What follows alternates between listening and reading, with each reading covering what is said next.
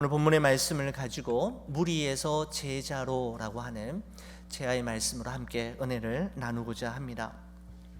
여러분, 원래 우리 교회의 표가 예수 안에서 함께 지어져 가는 교회이지 않습니까? 여러분, 이 표는 에베소서 2장 22절 말씀, 너희도 성령 안에서 하나님이 거하실 처소가 되기 위하여 그리스도 예수 안에서 함께 지어져 가느니라 라는 말씀을 근거로 한 것인데, 여러분, 우리 모두는 완성된 존재, 완벽한 존재가 아니라 하나님이 거하시기에 합당한 거룩한 성전으로 함께 지어져 가고 있는 존재입니다. 완성된 존재, 완벽한 존재가 아니라 과정 중에 있는 존재입니다. 여러분, 이런 관점에서 볼 때 또한 우리 그리스도인은 이미와 아직 사이를 살아가는 사람들이라고 해도 지나친 표현은 아니라고 생각이 됩니다. 여러분과 저는 예수 그리스도로 말미암아 이미 죄에 대하여 죽었고 죄의 종노릇하던 상태에서 자유함을 입었지만 여전히 우리는 육신의 몸을 입고 살아가기에 아직 죄와 싸워야 하는 존재입니다.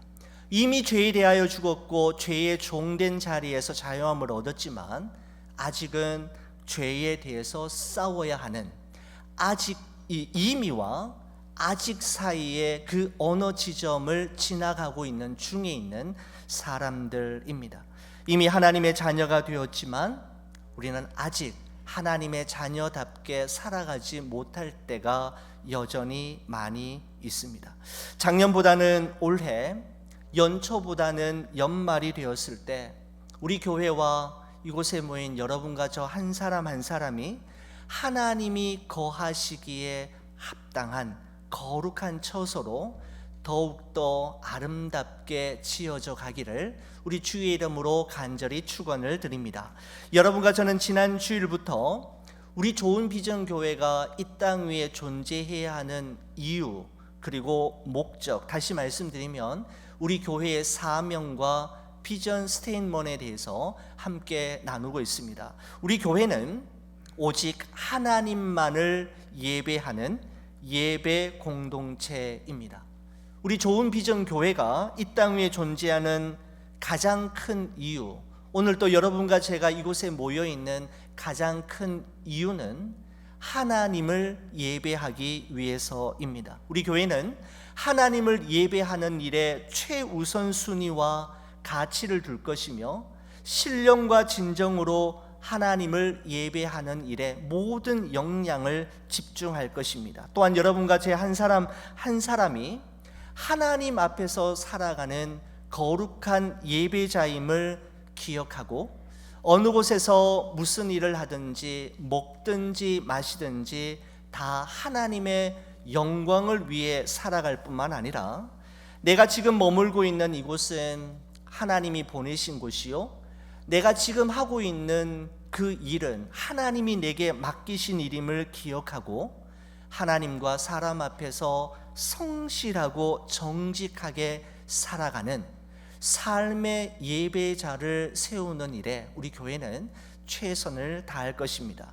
여러분, 또한 우리 교회는 성도 한 사람 한 사람을 예수님의 제자로 양육하는 제자 훈련 공동체입니다.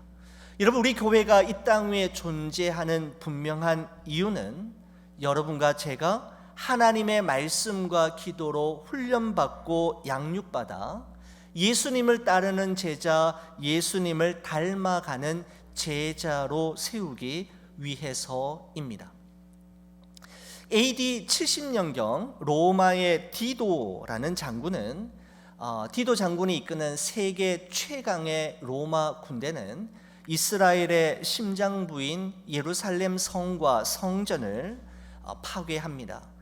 예루살렘 성전이 무너졌을 때 돌 위에 돌 하나 남겨지지 않을 정도로 완전히 파괴되었고 불타버리게 되었고, 성전 안에 마지막까지 투항하던 백성들은 아주 잔인하게 죽임을 당하는 아주 끔찍한 사건이 일어나게 됩니다. 그곳에서 겨우겨우 살아남은 사람들은 예루살렘을 떠나 전 세계로 흩어지는 디아스포라의 고단한 삶을 살아가야만 했습니다. 절망적이죠. 빛이 보이지 않는 깜깜한 흑암 속을 걸어가고 있던 예루살렘 백성들, 그들 가운데 유대인들의 지도자 가운데 벤 자카이라고 하는 랍비가 로마의 최고 사령관을 찾아가 간곡히 부탁합니다. 우리 백성들은 지금부터 당신이 무슨 일을 시키든 어떤 명령을 하든 모두 다 들을 테니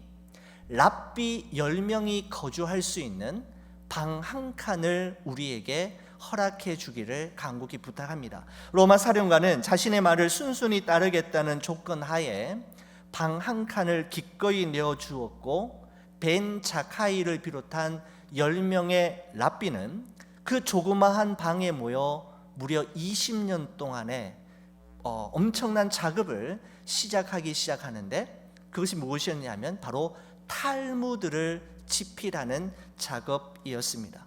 그들은 세상의 모든 것이 다 사라지고 다 파괴되고 다 빼앗겨도 하나님의 말씀인 성경과 믿음의 선배들, 믿음의 조상들이 남겨준 하나님을 경외하는 지혜의 글들을 모아서 이 글들만큼은 영원할 것임을 믿고, 지금은 우리가 고통당하고 지금은 나라 빼앗긴 서름과 아픔 속에 살아가지만 다음 세대에게 전수할 한 권의 책을 만들기로 뜻을 모았고, 그들은 마침내 탈무드라고 하는 책을 세상에 내어놓게 됩니다.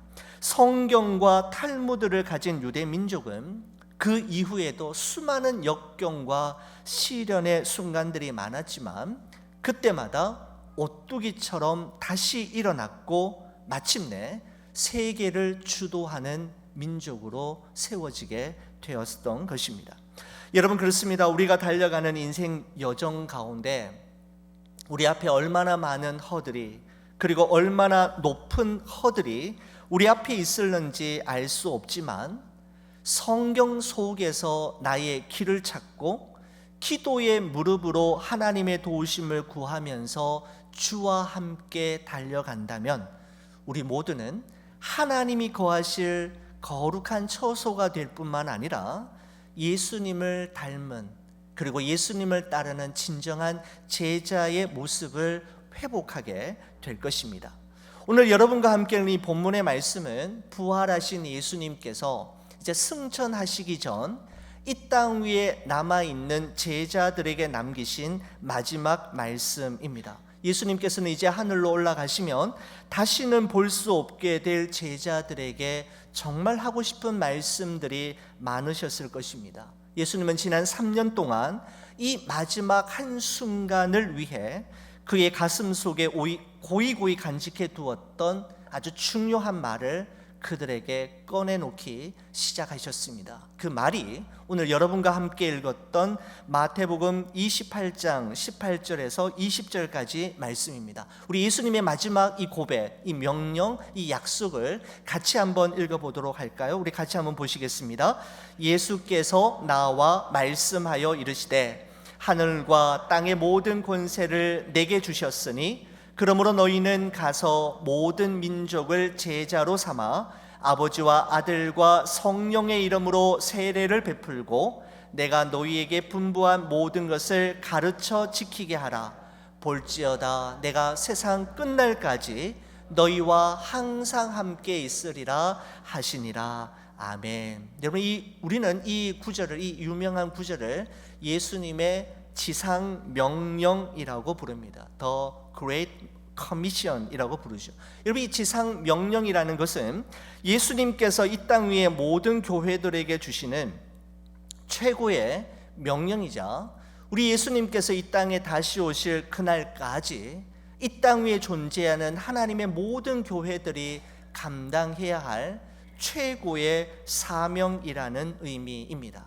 여러분, 이것은 지켜도 되고 지키지 않아도 별 상관이 없는 것이 아니라 반드시 순종하고 따라야 할 주님이 우리에게 주신 최고의 비전이자 우리 교회의 존재 이유이며 이 땅 위에 하나님의 교회들이 이 땅 위에 있어야 할 목적이기도 한 것입니다. 여러분, 예수님의 이 마지막 말씀은 명령과 약속으로 구성이 되어 있는데 19절의 말씀이 명령이라면 20절의 말씀은 약속이라고 할 수가 있습니다. 자, 우리가 예수님의 명령을 우리 한번 좀 살펴볼 필요가 있는데, 여러분, 우리말 성경에는 예수님의 이 명령 19절의 말씀이 주요한 동사가 4가지로 구성되어 있습니다. 여러분, 제가 다시 한번 19절을 읽어봅니다. 그러므로 너희는 가서, 그죠?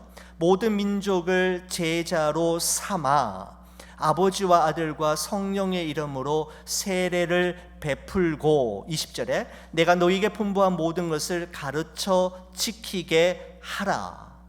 여러분, 우리말 개역 성경에는 동사가 4개로 이렇게 번역이 되어 있지만 신약 성경이 기록되어 있는 헬라어 원문에는 동사가 하나밖에 없습니다. 무엇이 동사일까요?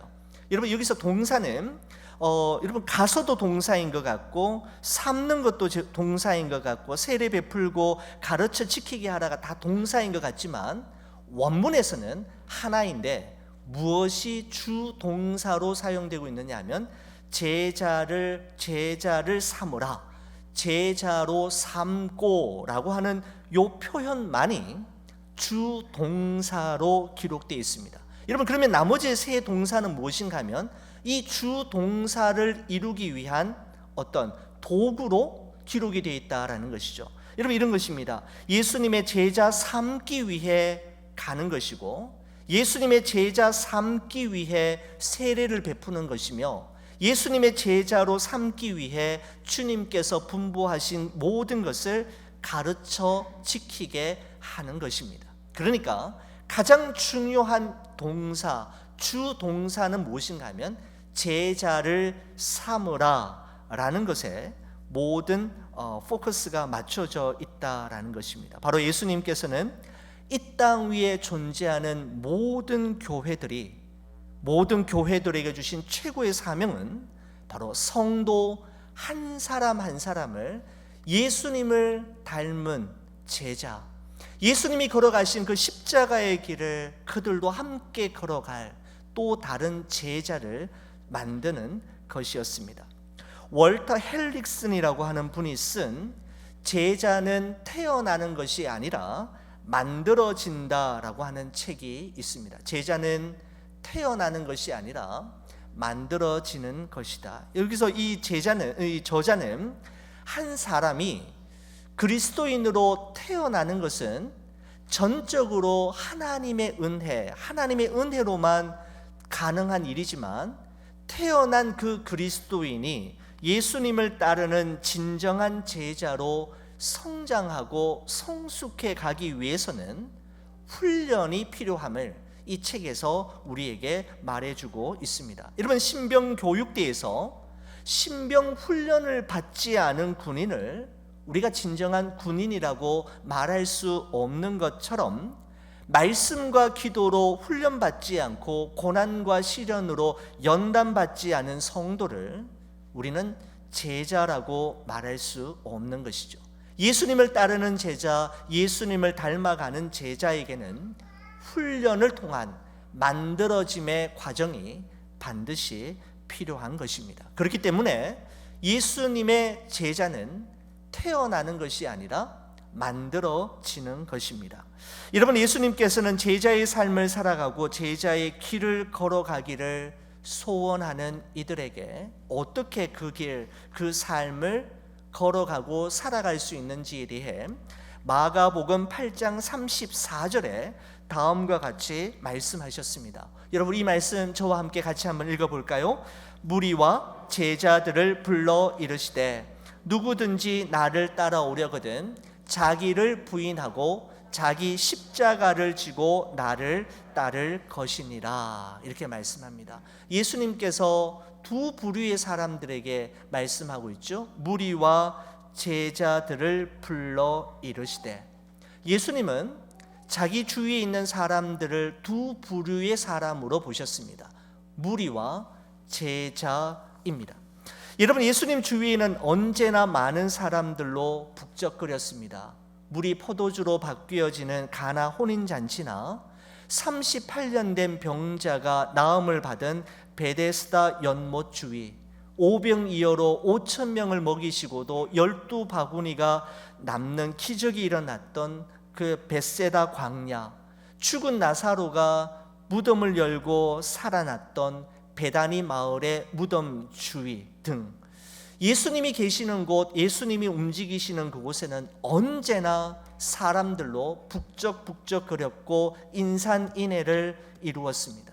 예수님이 행하시는 기적과 또 그 능력을 보기 위해 예수님의 입술에서 나오는 그 주옥 같은 말씀을 듣기 위해 또는 예수님을 통해 자기가 원하는 바를 이루고자 하는 여러 가지 이유와 목적을 가진 수많은 사람들이, 인파들이 예수님 주위에 모여들었습니다.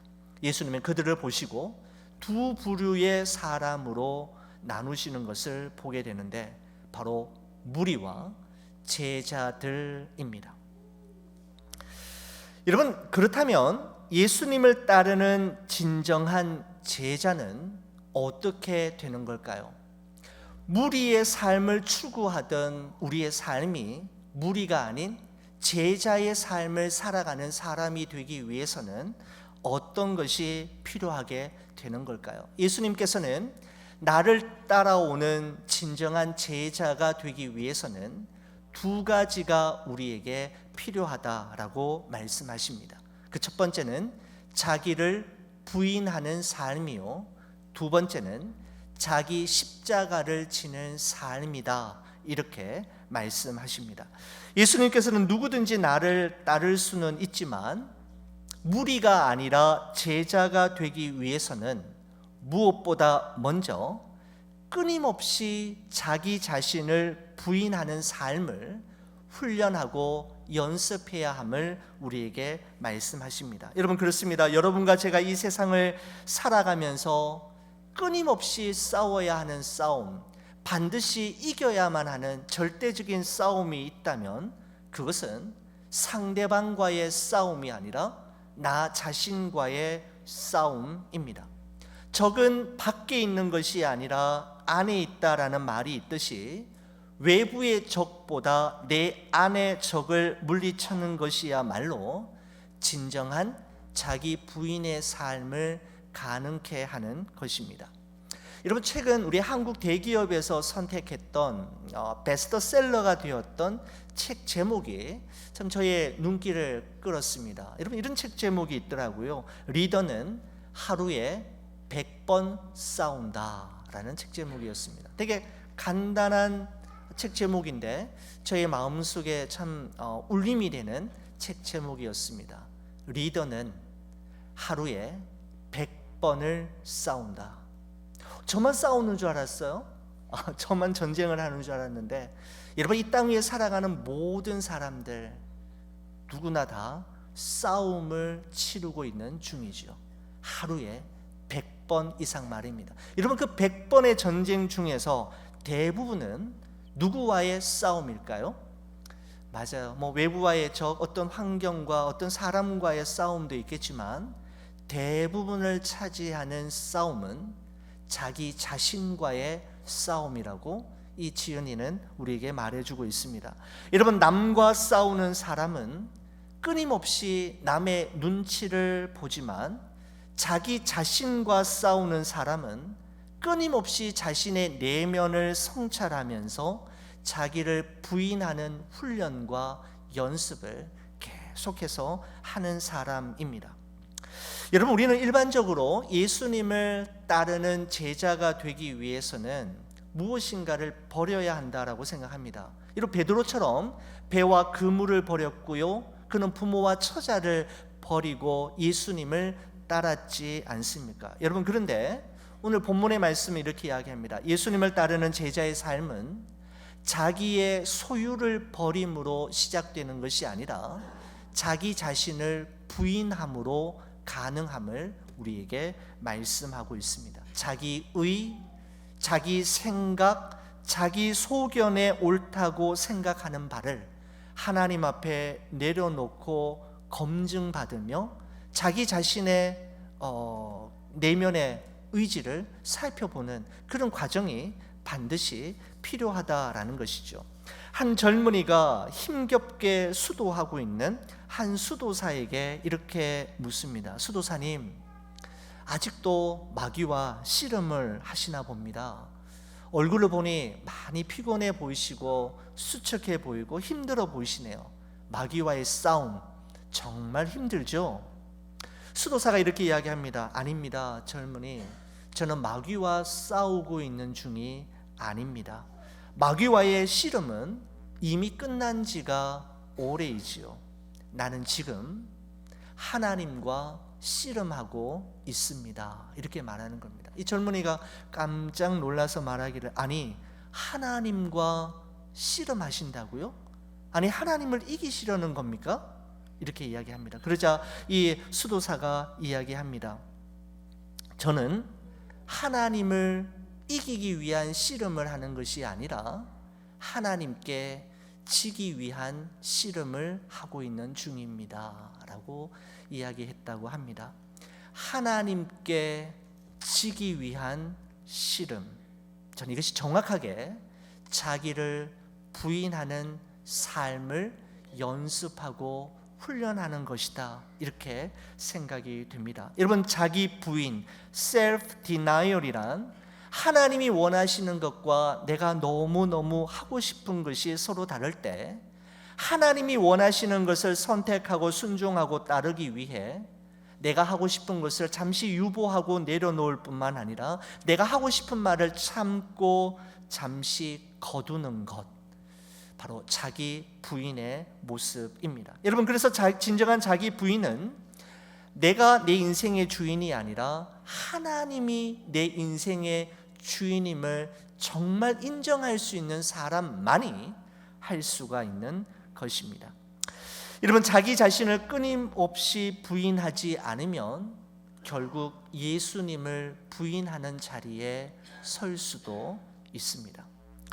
여러분, 빌립보서 2장 5절에서 8절까지의 말씀을 보면 예수님이 우리에게 보여주신 자기 부인의 모습을 사도 바울은 우리에게 이렇게 전해주고 있습니다. 우리 이 말씀 같이 한번 읽어볼까요? 같이 보시겠습니다. 너희 안에 이 마음을 품으라. 그는 근본 하나님의 본체시나 하나님과 동등됨을 취할 것으로 여기지 아니하시고 오히려 자기를 비워 종의 형체를 가지사 사람들과 같이 되셨고 사람의 모양으로 나타나사 자기를 낮추시고 죽기까지 복종하셨으니 곧 십자가에 죽으심이라. 아멘. 여러분, 예수님은 성부 하나님과 동등한 분이시지만 자기 부인을 통하여 육신의 몸을 입고 이 땅에 오셨고 십자가에 죽으시기까지 낮아지심으로 성부 하나님께 온전한 자기 부인의 모습을 보여드렸습니다. 여러분, 자기 부인의 사람은 그에게 그럴 만한 능력과 힘이 없어서가 아니라 충분히 그렇게 할 수 있는 자격과 조건과 힘과 능력을 갖추었음에도 불구하고 자신의 내면이 성령에 의해 조절되고 제어되기 때문에 침묵하고 버텨내고 인내해낼 수 있는 사람입니다. 그렇기 때문에 자기 부인은 비굴함이 아닙니다. 용기 없음도 우유부단함도 아닙니다. 자기 부인의 삶은 하나님의 은혜와 그 십자가의 사랑을 경험해 본 사람만이 해낼 수 있는 성령의 열매이며 교회와 가정을 변화시키는 부드러운 힘임에 분명합니다.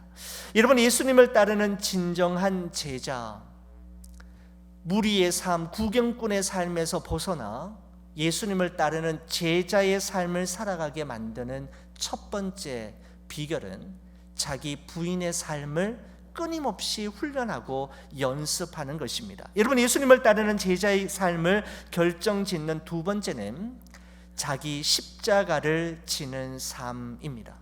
자기 부인의 삶은 결국 자기 십자가를 지고 예수님을 따라가는 삶으로 나타나게 되는 것입니다. 여러분, 예수님께서는 자기 십자가를 지지 않으면 어느 누구도 예수님의 제자가 될 수 없다고 말씀하셨습니다. 누가복음 14장 27절 말씀을 보면 이런 말씀이 있습니다. 누구든지 자기 십자가를 지고 나를 따르지 않는 자도 능히 내 제자가 되지 못하리라. 마태복음 10장 38절 말씀에서도 예수님께서는 또 자기 십자가를 지고 나를 따르지 않는 자도 내게 합당하지 아니하니라 라고 말씀하셨습니다. 십자가를 지는 삶이, 십자가를 지는 자가 바로 제자임을 말씀하고 있는 것이죠.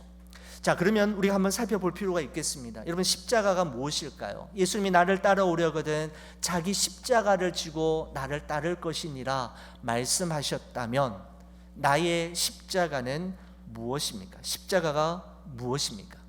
제가 예전에 그 부흥에 이렇게 참석했었을 때 어느 강사 목사님이 해주셨던 말씀이 기억납니다. 이 말씀을 가지고 하시면서 여기서 자기 십자가라는 것은 자기를 날마다 속썩이는, 절대로 변하지 않는 사탄 마귀와 같은 남편이 나의 십자가이다. 늘 말썽을 부리고 정말 늘 문제를 일으키는 프로블럼 메이커와 같은 우리 아들, 우리 딸이 나의 십자가이다. 또 그리고는 뭐 이런 말씀도 하셨습니다. 내가 가지고 있는 어떤 치명적인 질병, 어떤 육체의 장애, 이런 것이 나의 십자가이다 라고 말씀하시던 기억이 납니다.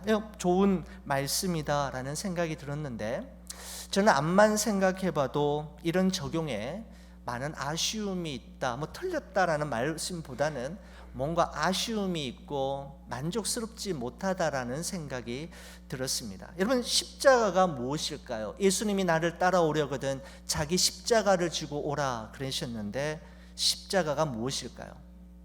여러분, 십자가는 예수님께서 이 세상에 오신 이유와 목적이었지 않습니까? 우리의 죄와 허물을 사하시기 위해 그분은 십자가를 지셨고, 그 십자가의 길을 걸으셨고, 자기가 지고 걸으셨던 그 십자가 위에 스스로의 몸을 매다심으로 말미암아 온 인류를 구원하셨습니다. 예수님에게 있어서 십자가는 그의 사명이었습니다.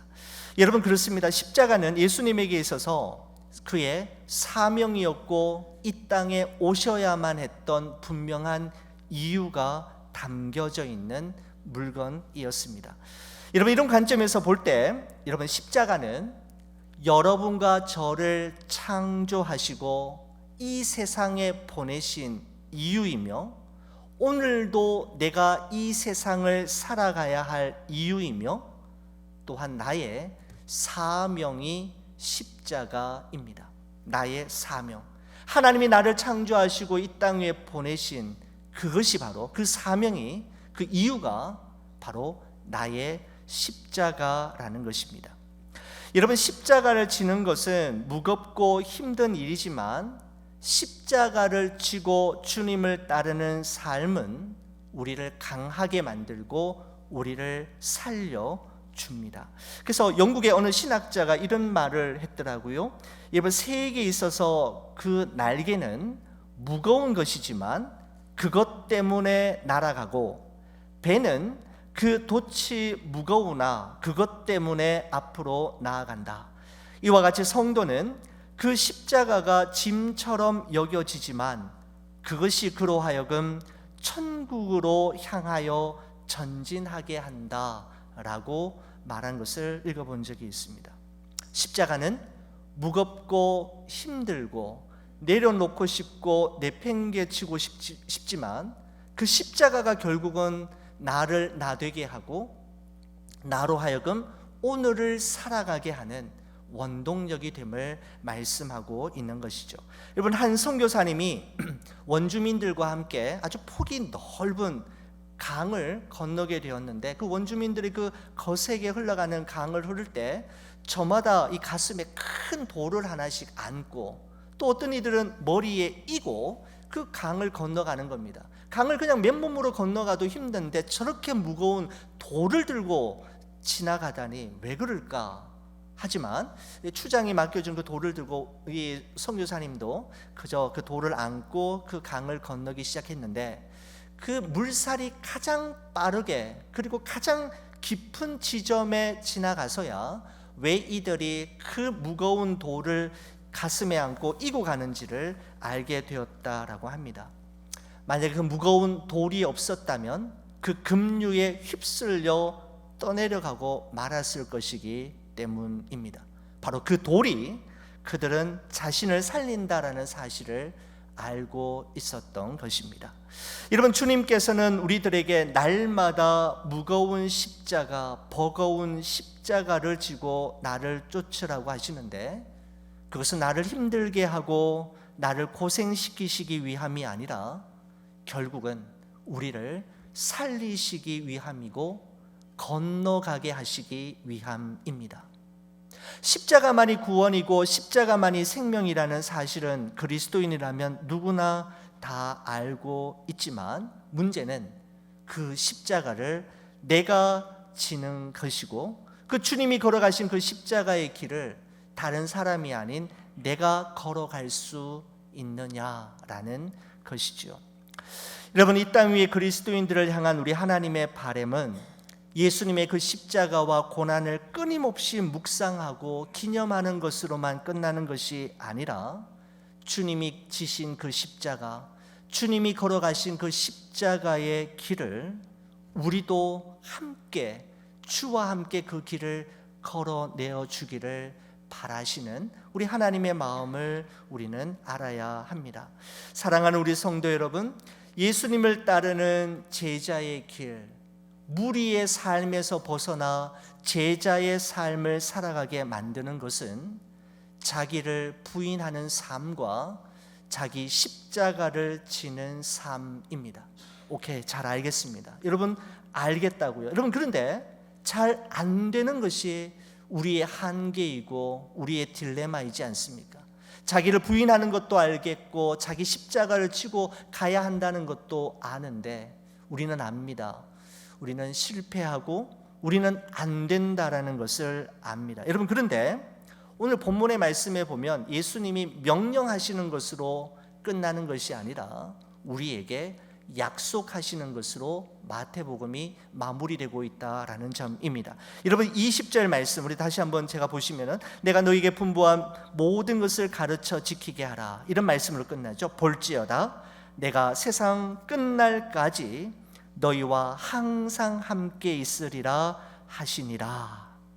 여러분, 19절의 명령은 우리에게 부담이 되고 또 불가능한 말씀이지만 20절의 말씀이 있기에 19절은 가능한 것이고 마가복음 8장 32절의 삶도 가능한 것입니다. 우리의 힘으로는, 우리의 결단으로는 자기 부인의 삶, 자기 십자가를 지는 삶 한 발자국도 걸어갈 수 없고 살아갈 수 없지만, 주님이 우리와 함께 하시기에, 주님이 우리를 도와주실 것이기에 우리에겐 시도해 볼 만한 일이고 가능한 일이 되는 것이죠. 사랑하는 우리 성도 여러분, 우리 좋은 비전 교회가 우리 성도들을 하나님의 말씀과 기도로 훈련하여 자기 부인의 삶과 자기 십자가를 지고 가는 그 삶을 끝까지 걸어갈 수 있도록 하는 이 일에 여러분 함께 동참해 주시고, 우리 3월부터 시작되어질 우리 교회의 우리 제자 훈련 모든 프로그램에 여러분들 동참해 주셔서 말씀 속에서 나의 길을 찾고 기도의 무릎으로 그 길을, 십자가를 지고 걸어가는 여러분과 제가 되기를 주의 이름으로 간절히 축원을 드립니다.